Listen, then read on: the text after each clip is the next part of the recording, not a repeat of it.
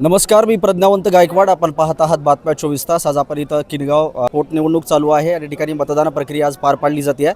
तर त्या संदर्भामध्ये सकाळी नागरिकांमध्ये एक संभ्रम निर्माण झाला होता की मतदान याद्यामध्ये त्यांचं नाव सापडत नसल्याची चर्चा या ठिकाणी आपल्याला नागरिकांमधून पाहायला मिळते. आपल्यासोबत एक सुजाण नागरिक आहेत किनगाव नगरीचे, जे या ठिकाणी मतदानासाठी आलेले आहेत. गोंधळ जो आहे तो त्यांच्या निदर्शनास आलेला आहे. त्यांची प्रतिक्रिया काय ते जाणून घेण्याचा आपण प्रयत्न करणार आहोत. आपल्यासोबत आहेत पंडितांना बोडके. त्यांच्याशी आपण चर्चा करत की नेमकं कशाप्रकारे हा गोंधळ उडाला आहे आणि या मतदान प्रक्रियेमध्ये कशा प्रकारे व्यत्यय निर्माण झाला आहे जाणून घेऊयात. काय सांगाल?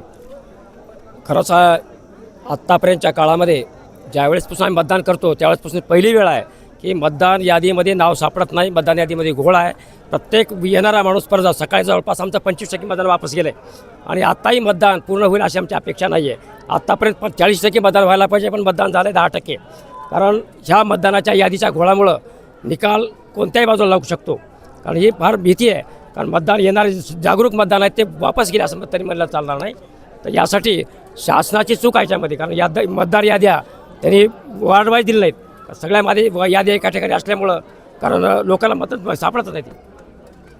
या ठिकाणी पाहायला मिळतं तर ही लोकशाही पद्धतीनं जी मतदान प्रक्रिया पार पाडली जाते त्याच पद्धतीनं या ठिकाणी काम होताना आपल्याला पाहायला मिळत नाही, असं नागरिकांमधून रोष व्यक्त केला जातो आहे. आणि दुसरे एक नागरिक आपल्यासोबत आहेत, संतोषजी कांबळे. त्यांची देखील आपण प्रतिक्रिया घेणार आहोत की नेमकं त्यांना मतदान प्रक्रियेमध्ये कशा प्रकारचा व्यत्यय आला आहे. काय सांगा?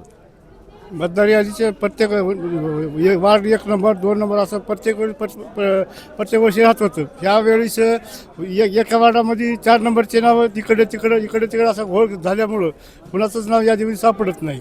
त्याच्यामुळे मतदाराला आलेले लोक वापस गेले, मग कटाळून बसून. त्याच्यासाठी याद्या बरोबर नसल्यामुळे हे घोळ, फक्त शासनाचं त्याच्यावर लक्ष नसल्यामुळं हे घोळ झालेला आहे. जे याद्या करणारे लोक आहेत त्यांनी ह्याच्यावर पूर्णतः लक्ष दिलेलं नाही. तर या ठिकाणी तुम्ही बघू शकता नागरिकांमधून रोष व्यक्त केला जातोय की मतदानापासून लोक वंचित राहण्याची भीती देखील निर्माण झाली आहे. या ठिकाणी तुम्ही बघू शकता नागरिकांची प्रतिक्रिया आपण जाणून घेतली. जिल्हा परिषद शाळेवरती मतदान प्रक्रिया पार पडत असताना नागरिकांना त्यांच्या मतदार यादीमध्ये नाव जे शोधण्यासाठी आहे ते कशा प्रकारची अडचण निर्माण झाली यासाठी जबाबदार ते म्हणतायत की शासनाने याकडे प्रशासनाने लक्ष देऊन हा जो काही कारभार चालू आहे खरंच निंदनीय आहे असं त्यांच्याकडून सांगितलं जातं. या संदर्भातले अपडेट्स आपण बातम्या 24 तासच्या माध्यमातून पाहिली. कॅमेरामन दिनेश कांबळेसह प्रज्ञावंत गायकवाड, बातम्या 24 तास.